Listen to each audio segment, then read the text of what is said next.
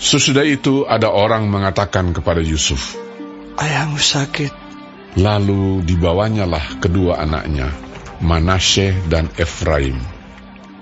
Ketika diberitahukan kepada Yakub, "Telah datang anakmu Yusuf kepadamu," maka Israel mengumpulkan segenap kekuatannya dan duduklah ia di tempat tidurnya.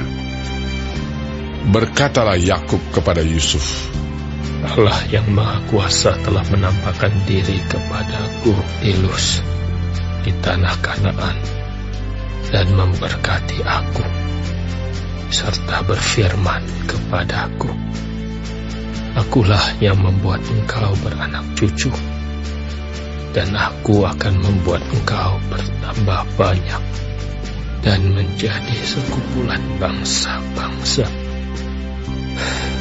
Aku akan memberikan negeri ini kepada keturunanmu, untuk menjadi miliknya sampai selama-lamanya. Maka sekarang kedua anakmu yang lahir bagimu di tanah Mesir, sebelum aku datang kepadamu ke Mesir, akulah yang mempunyai mereka. Akulah yang akan mempunyai Efraim dan Manasye, sama seperti Ruben dan Simeon. Dan keturunanmu yang kau peroleh sesudah mereka, engkaulah yang mempunyai. Tetapi dalam pembagian warisan, nama mereka akan disebutkan berdasarkan nama kedua saudaranya itu.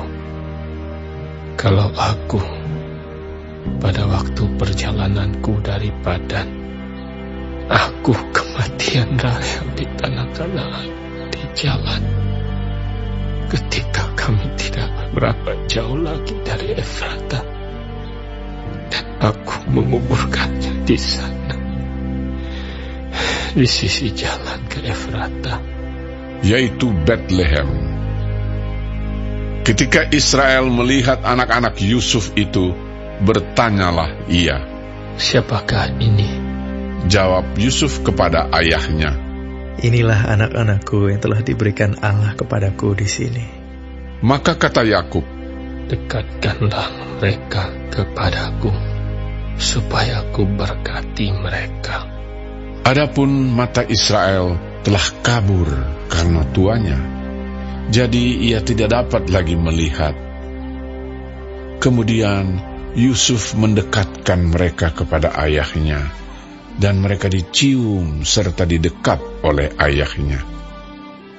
Lalu berkatalah Israel kepada Yusuf, tidak kusangka-sangka bahwa aku akan melihat mukamu lagi.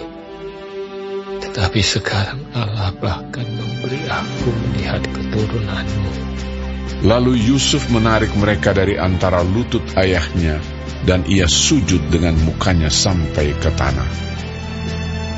Setelah itu Yusuf memegang mereka keduanya, dengan tangan kanan dipegangnya Efraim, yaitu di sebelah kiri Israel, dan dengan tangan kiri Manasye, yaitu di sebelah kanan Israel.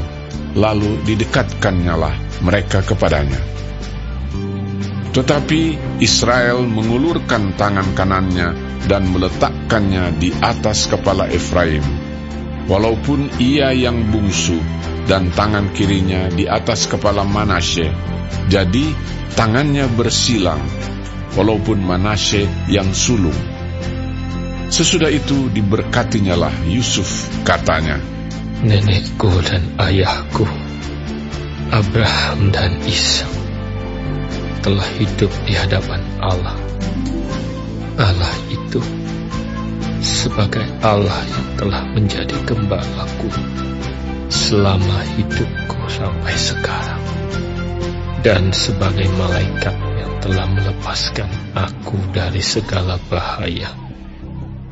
Dialah kiranya yang memberkati orang-orang muda ini, sehingga namaku serta nama nenek dan bapakku, Abraham dan Ishak, termasyhur oleh karena mereka, dan sehingga mereka bertambah-tambah menjadi jumlah yang besar di bumi.